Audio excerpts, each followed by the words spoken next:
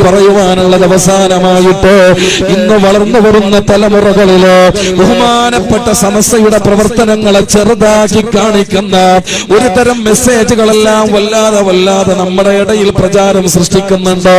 അതിന്റെ മഹത്തുക്കളെയൊക്കെ വല്ലാതെ തരം തിരിച്ചു വെച്ചിട്ട് അവരെ വല്ലാതെ ഇകഴ്ത്തുന്ന ഒരു തരം മെസ്സേജുകളൊക്കെ നമ്മുടെ ഇടയിലേക്ക് വരുന്നത് നമ്മൾ കാണുന്നുണ്ട്. മോനെ, സമസ്തയെ വേദനിപ്പിക്കുന്ന തരത്തിലുള്ള ബഹുമാനപ്പെട്ട സമസ്തയുടെ ഉലമാക്കൾക്ക് വേദനയുണ്ടാക്കുന്ന തരത്തിലുള്ള ഒരു മെസ്സേജും നിന്റെ മൊബൈലിൽ നിന്ന് നീ ഫോർവേഡ് ചെയ്യല്ലേ, ഷെയർ ചെയ്യല്ലേ. അവർക്ക് വേദനയുണ്ടാക്കുന്ന തരത്തിലുള്ള ഒന്ന് നിന്റെ ജീവിതത്തിൽ നീ ചെയ്തേക്കല്ലേ.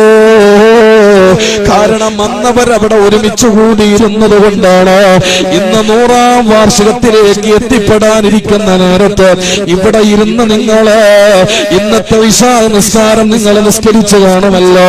മഗ്രിബും അസ്റും ളുഹറും ഒക്കെ നിങ്ങൾ നിസ്കരിച്ചവരാണല്ലോ.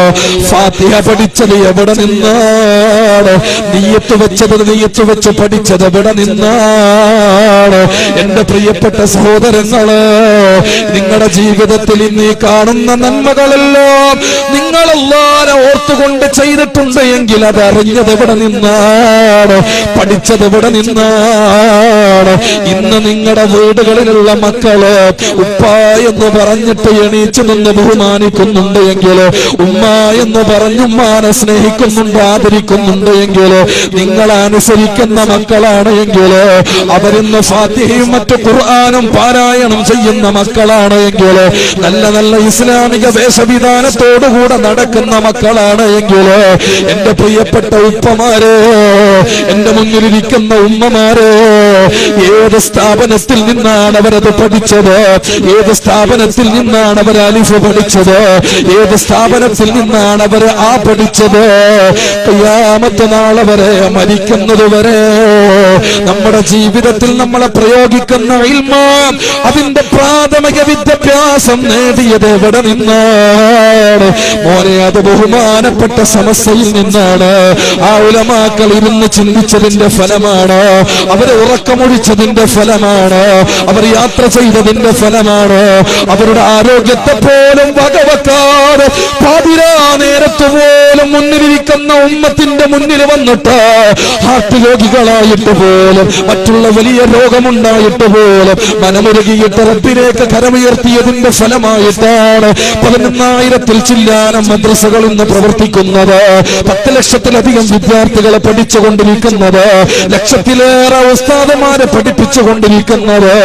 ആ വലിയൊരു മരത്തെ ഇവിടെ നിന്ന് വേറെടുത്ത് മുറിച്ചു മാറ്റാമെന്ന് ഏതെങ്കിലും ആളുകളെ മോഹിക്കുന്നുണ്ട് എങ്കിൽ, അതിന്റെ ഒരു കൊമ്പുകൾ പോലും പൊളിച്ചു മാറ്റാൻ കഴിയാത്ത വിധം അവിടെ ശക്തമായ പ്രാർത്ഥന കൊണ്ട് അനുഗ്രഹിച്ചു പോയവരാണ് ബഹുമാനപ്പെട്ട വരക്കൽ മുല്ലക്കോയ തങ്ങള് എങ്കില് അറിയണേ എന്റെ പ്രിയപ്പെട്ടവര്, ഇതിനെ തകർക്കാനോ തളർത്താനോ ഒരു വേദിയല്ല, 100 വേദിയല്ല, 1000 വേദി കെട്ടിയിട്ട് ആയിരക്കണക്കിന് പ്രഭാഷകൻ വന്നാൽ പോലും, പ്രഭാഷകന്മാര് വന്നാൽ പോലും കഴിയില്ല കൂട്ടരേ.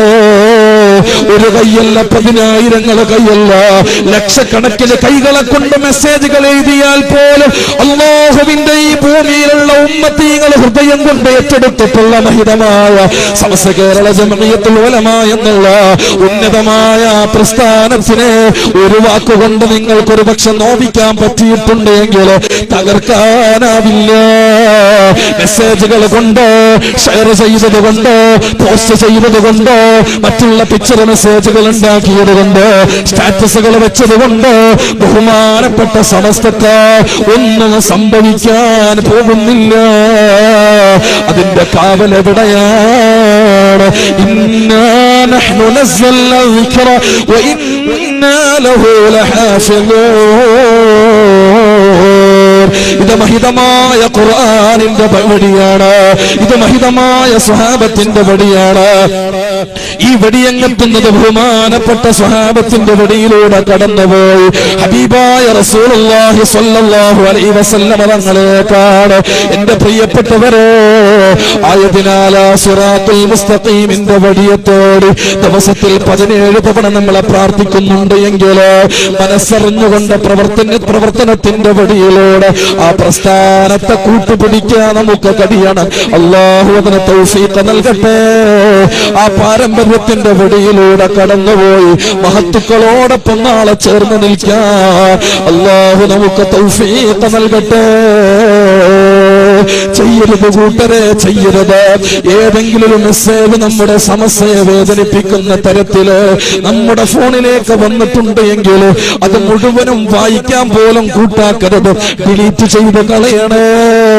ഫോർവേഡ് ചെയ്ത് കൊടുത്തിട്ട് ബഹുമാനപ്പെട്ട സമസ്യയെ വേദനിപ്പിക്കുന്ന തരത്തിൽ, അതിന്റെ ഉലമാക്കളെ വേദനിപ്പിക്കുന്ന തരത്തിൽ ഒരു പ്രവർത്തനവും നിങ്ങളുടെ ഭാഗത്ത് നിന്നുണ്ടായിക്കൂടാ. ഇത് ദീനിനോടാണ് കളിക്കുന്നത് എന്ന ഓർമ്മയുണ്ടാകണം. തീയിനോടാണ് കളിക്കുന്നത് എന്ന ഓർമ്മയുണ്ടാകണം. അല്ലാഹുവിന്റെ മഹത്തുക്കളായ ആളുകളെ നമുക്ക് പഠിപ്പിച്ചു തന്നത് ആദരവാണല്ലോ. ശാഫി ഇമാമിന്റെ മദ്ഹബ് അംഗീകരിച്ചു കൊണ്ടുപോകുന്ന നമ്മളൊക്കെ പലയിടങ്ങളിലും മയവറക്കാറുള്ളതാണല്ലോ. എന്റെ പ്രിയപ്പെട്ടവരെ, അവിടുന്ന് ഒരു നായ കാല് പൊക്കിയിട്ട് മൂത്രമൊഴിക്കുന്ന നേരത്ത് അടുത്തിരുന്നവനോട് നിന്റെ ആശ്ചര്യത്തോടെ ചോദിച്ചപ്പോ പറഞ്ഞില്ലേ, അതേ മോനെ, അതിന് പ്രായപൂർത്തിയായാൽ അത് കാല് ഉയർത്തിയിട്ടാണ് മൂത്രമൊഴിക്കുക എന്ന്. ഇത് പറഞ്ഞു കൊടുത്തതൊരു പണ്ഡിതനല്ല, ഇത് പറഞ്ഞു കൊടുത്തത് ഉസ്താദല്ല, ഇത് പറഞ്ഞു കൊടുത്തതൊരു വലിയല്ല, ഇത് പറഞ്ഞു കൊടുത്തതൊരു മുഅ്മിനായ മനുഷ്യനല്ല, ഒരു മുസ്ലിമല്ല, അവിശ്വാസിയായ മുസ്ലിമായ ഒരാളാണ് ബഹുമാനപ്പെട്ട ശാഫി ഇമാമിനത് പറഞ്ഞു കൊടുത്തത് എങ്കിലോ അവിടുത്തെ വഫാത്ത് വരെ ആ വിശ്വാസിയായ മനുഷ്യനെ കാണുമ്പോ ബഹുമാനപ്പെട്ട ശാഫി ഇമാം തങ്ങളെ എണീച്ചു നിന്ന് ആദരിച്ചിട്ടുണ്ട് എന്ന് ഉസ്താദ് എന്നുള്ള നിലക്ക്, അഥവാ ഒരു അറിയാത്തൊരു കാര്യം